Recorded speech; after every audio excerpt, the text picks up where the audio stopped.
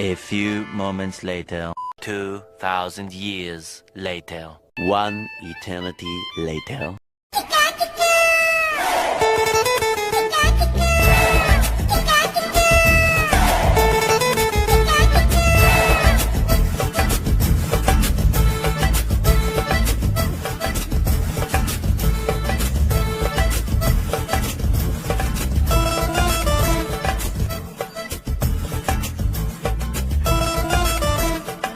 Hello guys, કેમ છે? મજામાં ને?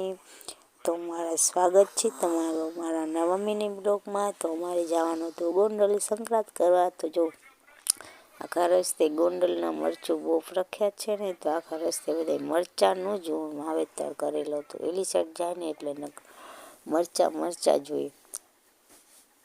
ગોંડલની મરચું બહુ પ્રખ્યાત છે ને, એટલે પછી અમે પહોંચી ગયા ગોંડલના સરકારી પુલ ઉપર.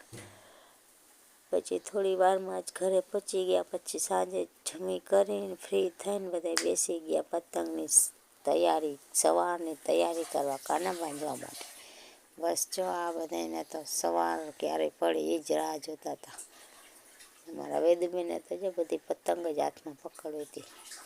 પછી આટલી પતંગને કાના બાંધી દીધા હતા, 60 જેવી પતંગને. અને પછી એને બધા દોરાની વાતો કરતા હતા કે આપણો દોરો આવશે હવે. પછી દોરાનું કર્યું ઓપનિંગ. દોરાનું નામ હતું પાંડા.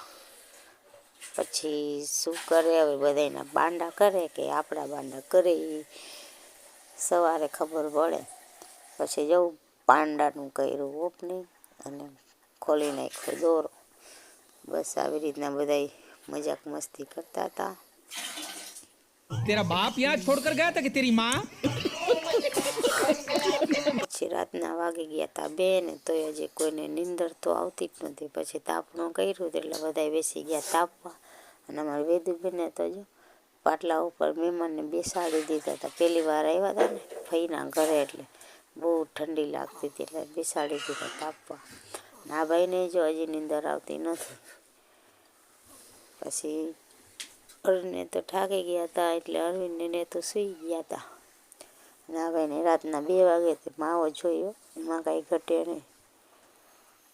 આ બેનને રાતને કે હવે શું તો સારી વાત છે, સવારે વહેલું ઉઠવાનું હતું ને. રાતના 2 વાગ્યા તો સીવાનું ખૂટ્યું નહીં આ બેનને.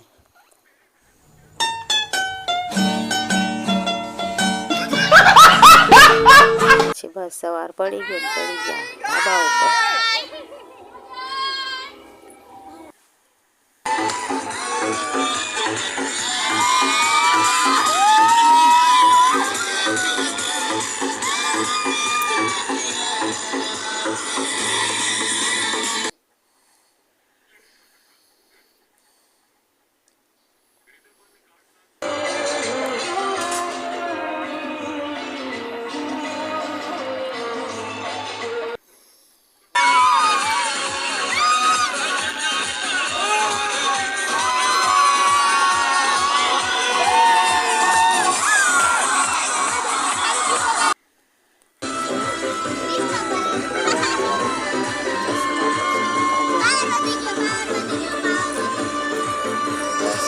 અમે નીકળી ગયા ઘર તરફ. આવજો, બાય બાય. હવે મળશું નવા વિડીયોમાં.